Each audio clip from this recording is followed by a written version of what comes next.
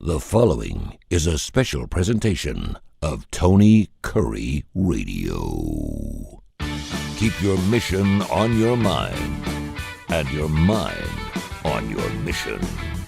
This is Mission Minded with Michael Coleman. My good friend Michael Coleman, the CEO of the Heart of Alabama Food Bank, joins us every single week here for Mission Minded. Keep in mind your mission, your mind. I'm Tony Curry here from TKR and Tony Curry Radio. Thanks to the 100,000 folks who've downloaded our app. And of course, we have we've evolved into not just a place where you can listen to all your favorite shows in one spot on TKR, which is super cool. You just tune it in, TKR, and you never know what you're going to get. But then, of course, you can go listen to all your shows. Maybe you don't want to listen to the Damon Johnson Show and you just want to listen to Mission Minded. You can do that by going to wherever you get your favorite podcasts. We're available on every major industry out there. And, of course, right now on our YouTube channel as well. So, Michael, how you doing, brother? Everything good? Happy New Year. It's all good? I did. And I've turned another year in the calendar, circled around the sun one more time. There you go. So I'm getting a little long in the tooth, brother. All right, so you had something interesting happening over the holidays, and I call it Griswolding. You're gonna have the family over to the house. You want everything to be perfect. You're gonna have a big turkey dinner. You got everything set up. It's almost like you're going to like a Sandestin, where you got everything set up. And Tuesday at 8:00, you ladies are getting your hair done, and you're trying to make everything perfect, right? And then what happens is, I needed to clean out part of the garage anyway, to make some room. And so while I'm here, it would probably take me an extra 4 or 5 hours to clean out that corner that I've been wanting to clean out for like the last 6 or 7 years. I'll just do that while I'm down here, since I'm going to have to move it, and that way I have to move it back. And then you've turned that into 3 or 4 different things. Next thing you know, you have created this list, this monster list. You have 9 days to get it done, and it's no longer fun anymore. And for you to actually be tackling a bathtub situation at the time of the year you decided to do so, first of all, I have to ask where your brain was at to think you wanted to tackle this bathtub thing right around the holidays. First of all, go there, Rod. Tell me about that. Well, my wife caught me in a moment of weakness because I had back-to-back 4-day weekends. Yeah. And so she's like, you could do what you normally do and sit your butt in a chair for 4 days and watch TV. Yes. Or you can try to do something productive. So she kind of shamed me into it. Mm-hmm. And so she was showing me the bathroom. And so our house, we have a shower insert, and it's about 2.5 feet wide. It's just your normal little shower insert. It's nothing nice. And over here we have a garden tub. Well, our grandkids used to splash around the garden tub, but we don't ever use it anymore. It's kind of wasted space. So she's like, hey, this would really be the great place for the shower. And then you take the shower out and make that into like a little vanity, sit down with her, do her makeup. That sounds nice. That sounds really nice. And I'm like, well, I'm like, well, I'll just get on YouTube, watch a couple of YouTube videos, have this knocked out in no time. So I decided I jumped on YouTube, and I'm like, oh yeah, it's no problem. I see how you take a garden tub out. So I get my Sawzall and start chopping it up in little pieces, and that actually went fairly well. Mm-hmm. Yeah. And so I'm like making good momentum, and but that's when my trips to Home Depot. See, I never do anything without multiple trips to Home Depot or Lowe's.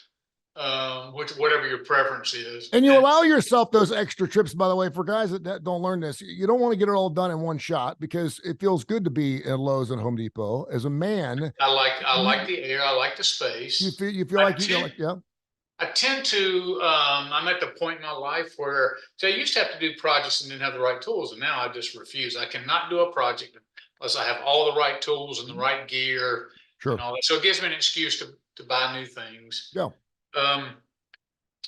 What's frustrating is when I buy what I think is the right thing, the right tool, the right way, and I have to constantly go back. I'm like, okay, well, here's the fix for this, and then I go back and try to do it, and it's not. So here I go back and forth, and during this project, I've made my trips to Home Depot are certainly well into the double digits. Mm-hmm. How high into the double digits, I do not yet know, and would probably be embarrassed to reveal that.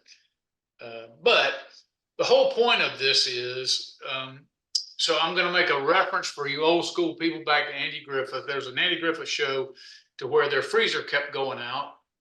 And Aunt B says, I can make it work. And so he kept saying, Aunt B, call the man over in Raleigh. And so it was reduced from call the man, the repairman in Raleigh, or to get a new one. It was just call the man, call them. So that's kind of a thing between my wife and I. She's like, it's okay if you have to call the man, Yeah. Mm-hmm. But then it was like, okay, I'm procrastinating because I don't want to go tackle it. And then I don't want to give in because then I get the ridicule from my daughters about, we knew you couldn't do it, kind of, helpful family members that I have. So it's a real battle. I'm trying to say, does my procrastination overcome my desire to want to be able to do it? And so there's this whole internal battle going on, but it's a greater reflection when I think about it of, I do procrastinate. As a matter of fact, speaking of my daughter, she graduated from Auburn University. And I used to have this thing when I tell her, well, if you wait to the last minute, it only takes a minute. And she called me one time and she said, well, you lied to me. And I said, why is that? And she said, well, you used to tell me if you wait to the last minute, it only takes a minute. Well, I did that with my research paper, and I spent the last 21 hours in Auburn's library going through that. So I'm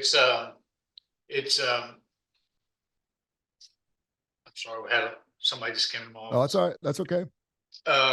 So I'm well known at procrastinating. Sometimes I need that, especially with routine tasks, because I need that. Oh, I'm at a deadline. I've got to get it done to discipline myself. But when you start talking about business and you start talking about things that we tend to set aside or procrastinate on, it's almost like out of sight, out of mind. We do that, and we do that lots of times with things that we think that come with big expenses that we tend to not want to have to face, and so we procrastinate on, or we'll do this later. Mm-hmm. And so I've spent my whole adult life battling my procrastination, and so I know some things. I've learned some things. I continue to learn things to battle it. But in business, it can really affect you negatively, not doing the things that need to be done. Yeah, and again, it depends on, is this something that is just paperwork? Is this something that is going to take a lot of thinking power? Is this going to be something that you can delegate some power? I always find that and I'm the same way. I'm a procrastinator as well.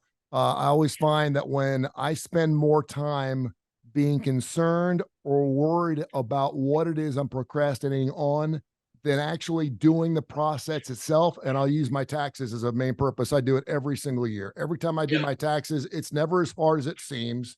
Yep. But I've spent months worrying and pushing it back, and I spent all this mind time on pushing it out, and I don't want to get started. And then it's got me down this rabbit hole of catastrophizing. Well, maybe I've lost this paperwork. Well, I'm going to have to make that phone call, so I might as well just wait till tomorrow to do that.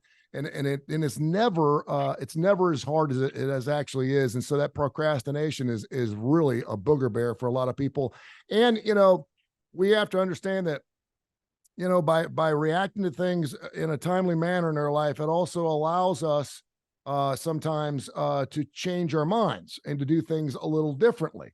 And if you've got 3 weeks to do something and you get it done right away, you may find out, because now you've got that extra free space in your brain that's just holy, and it's all good and it's all clear because you've gotten your work done.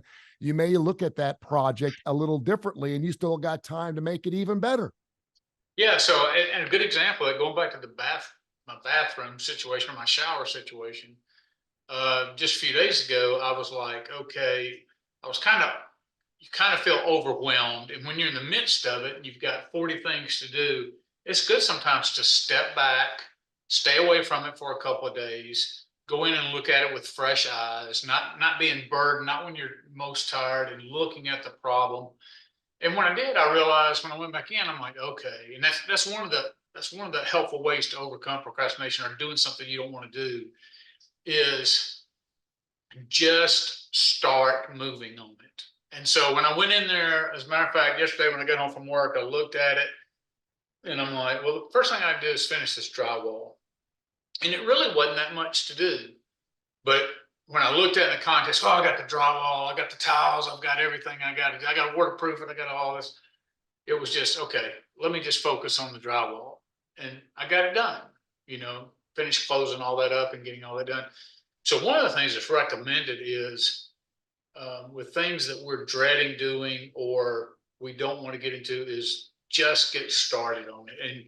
And that's tough, but for procrastinators like me, it's something where I've just got to say, I've got to get it done. And I do that lots of times by not giving myself an out. Lots of times when I'm thinking about it, I'm like, I've got to do this.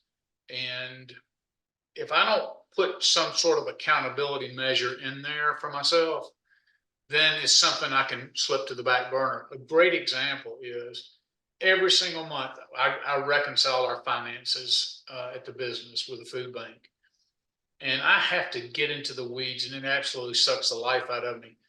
But I also know that my treasurer is going to come the second week of the month, Mm-hmm. and he's going to expect me to sit down and explain to him anything that's out of balance with that, or with the budget, or revenues too low here, whatever it is. And which means I've got that accountability with that person coming in. So lots of times we have to find, what is that trigger? What's that accountable? Is it a person? Is it some type of mechanism? And I'll tell you this, you see this lots of times in addiction and other things. Yes. People who battle pornography issues, they have accountability partners. And it's not your boss.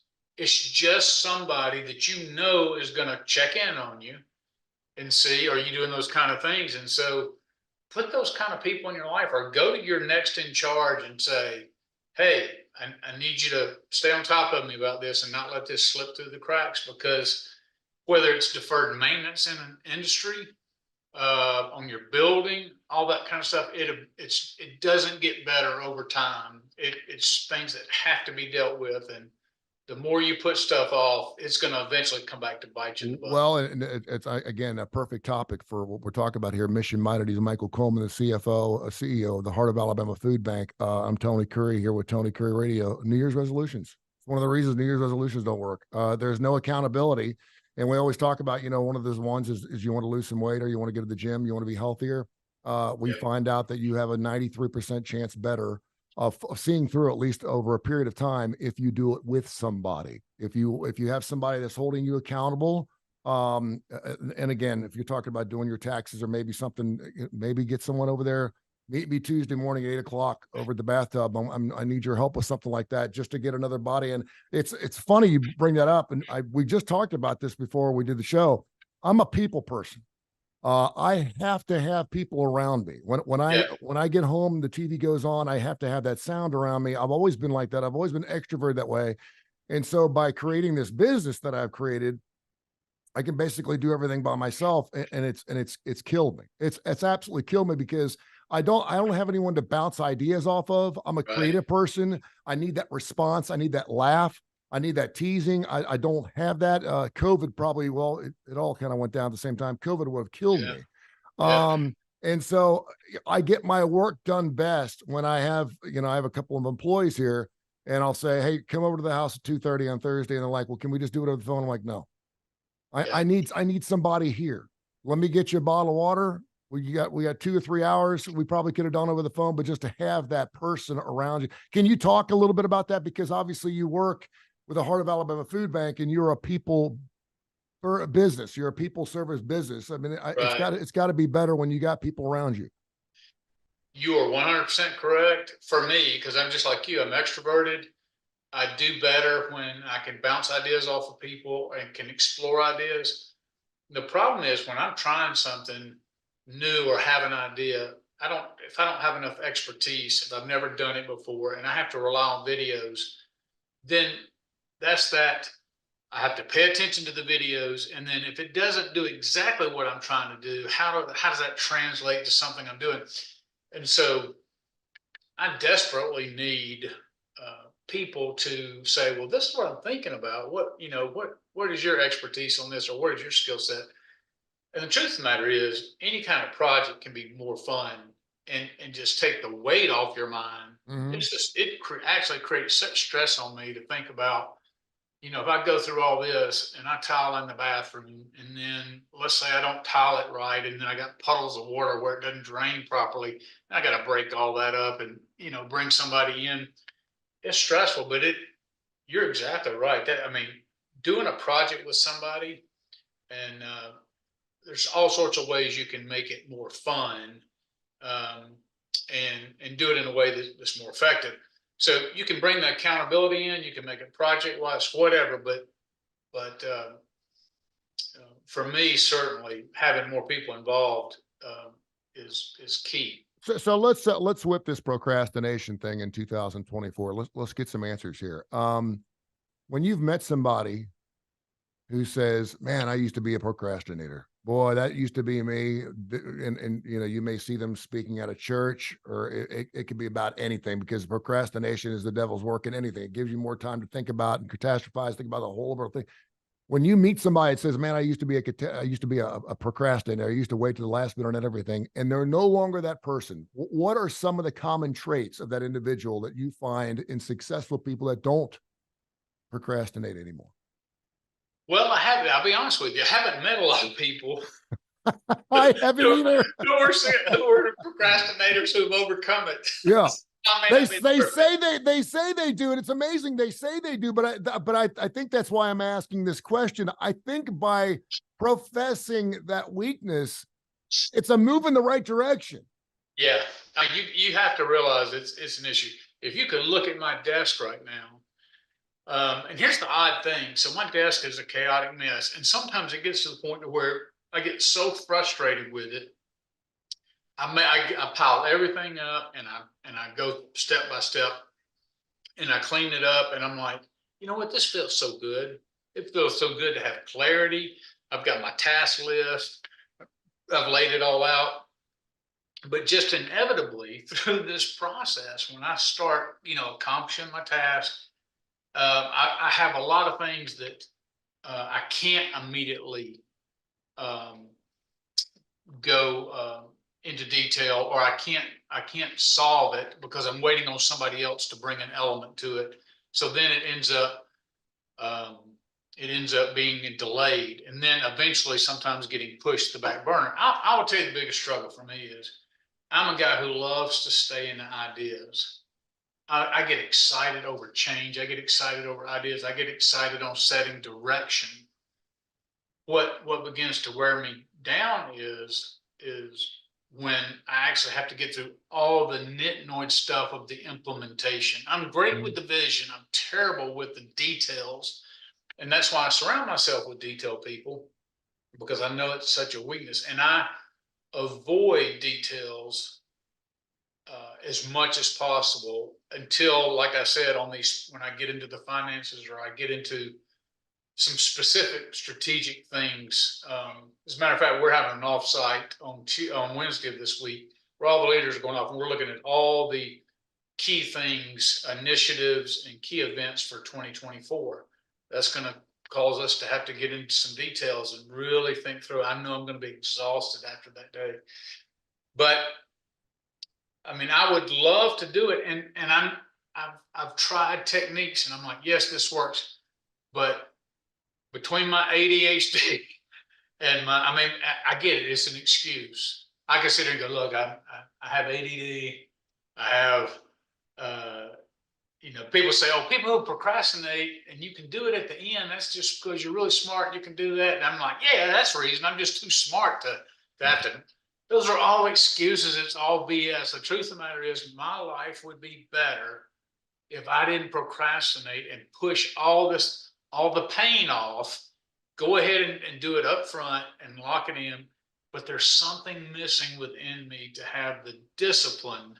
If there's not a consequence for delaying it, I tend it's delayed. I think procrastinators thinking it this way, Michael, and this is the way I think. I think that if I go, okay, this time I'm going to get this done early, that because I'm already a procrastinator, it's just going to make me procrastinate on the next thing in line.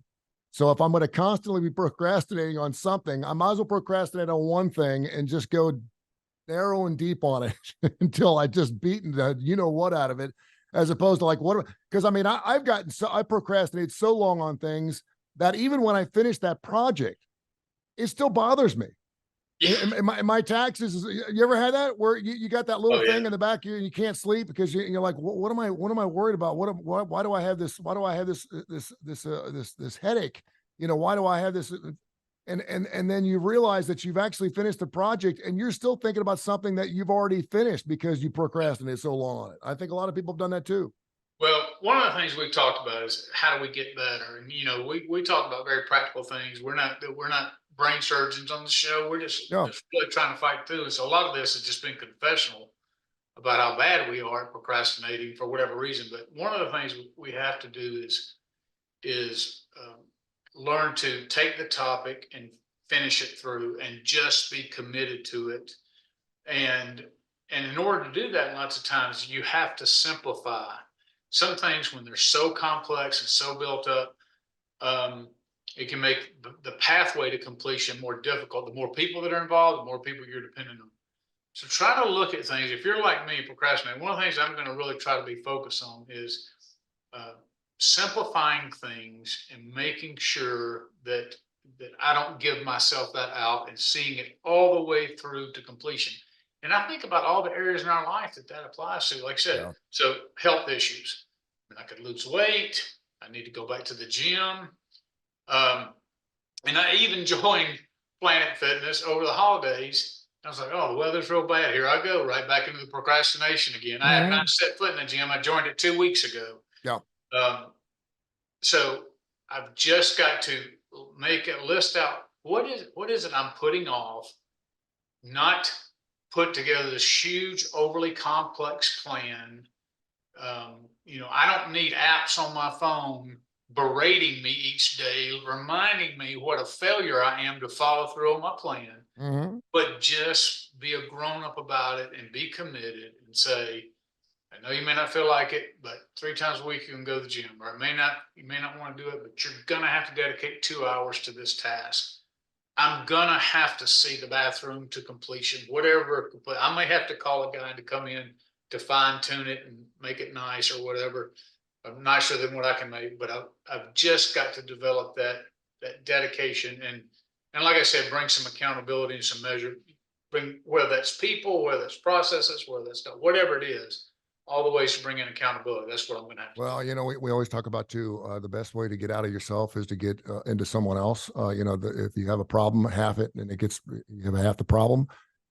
What you find out is when you don't procrastinate anymore and you start getting your own things done, you may be that person who does procrastinate reaches out to you and says, listen, I need you to walk with me through this. I need you to show up here at 8:30 on Tuesday morning and help me get this bathtub out or help me with my taxes or whatever. And you may end up being that person that gets outside. And by doing that, you're really hitting procrastination by two shots. Not only you're not procrastinating your own stuff, but you're actually helping people get better. And by doing that, it not only feels good, but you're also helping other people through their But procrastination as well. yeah, and I would tell you, I pass this along to my children in some ways. But some things can be you have to really be careful about procrastination. Some things I don't procrastinate on is if you see a leak somewhere in the house, Mm, you see your car engine light come on. yes. If you but lots of times people are like, oh, okay, well my car seems to still be working fine, so I don't want to spend the money to go have that diagnosed, or I don't have the money to get that fixed, or it's just a small leak. You got to really be able to understand things in life, and in a business too. If you're responsible, you're going to have a place you do business. For maintaining it, that deferred maintenance, if you will. When I got to the food bank, we had done a lot of deferred maintenance on our vehicles, and I'm telling you, we're paying a hefty price for it right now. And so there's certain things that you can put off, and it's not the end of the world. Going to the gym, nobody's going to suffer but you. But there are some things, and we just each have to learn what those are that we can't procrastinate on because it really is. It's not like fine wine. It's not going to get better with time. Mm-hmm. You got leaks. You got serious maintenance problems. You got something going on. You got termites. You got whatever it is. We can't put our head in the sand. We have to step forward and deal with those as painful as they are. I think I have used the oil changing philosophy more than anything else analogy about changing your oil every 3,000 miles. You got to change your oil every 3,000 miles. I mean, and will it run 6,000 miles without having oil? Absolutely. Can you run it for 12,000 miles? Probably. But the longer you go without changing that and just having that, and we talked about, premeditative, and we got it in our healthcare. We have insurance companies that don't want to pay for the premeditative start. They want us to break down, and then it ends up costing us 12 times as much to get those things fixed as opposed. And I think that's why you see a lot of men who probably have a lot more healthcare issues than women do, because we will wait till it breaks before we'll duct tape it until we finally say, you know what, it hurts too bad, I'm going to go and see a doctor about it. That's right. And I did get it. Yep. When I was starting out in life and you have a family and you don't have the extra $100, which now costs to go get your oil changed. And you're like, well, I had this come up, I'm going to push it another month, 2 months. I get it. My car's doing fine, or it's got a small leak. I'm going to get to it, but I just can't get to it this weekend. I 100% understand it. Money drives a lot of things, or the struggle with all that. But that's where it's helpful to bring in friends and people who can come in and kind of help you think it through. Hey, if I let this go for a while, what's the big consequences? And at least if you're going to be procrastinating or something, because it's not just procrastination, it's, hey, I can afford to do everything I want to do. Bring in some friends, bring in some experts. I'm going to tell you something. People absolutely love to share what they know about something. Mm-hmm. And that'll go into a whole nother show about just, I can go into any place and strike up a conversation. I just ask them what they do, and they tell me, and I'm like, oh, well, I'd love to know more about that. Explain to me what, and people love to talk about how smart they are and what they do. So if you can get a friend and say, hey, I know you're really great at this. I've got this issue. I'd love to get your expertise on this. Lots of times people are just falling over themselves to want to, come out to your house, take a look. I'll be glad to.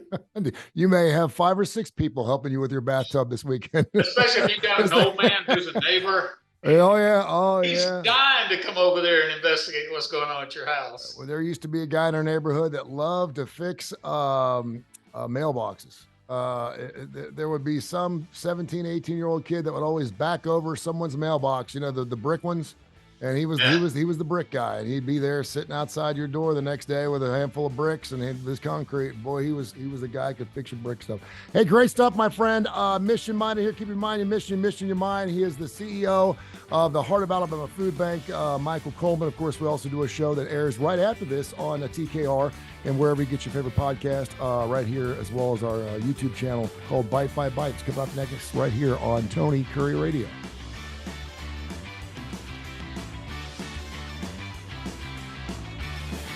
This has been a special presentation of Tony Curry Radio.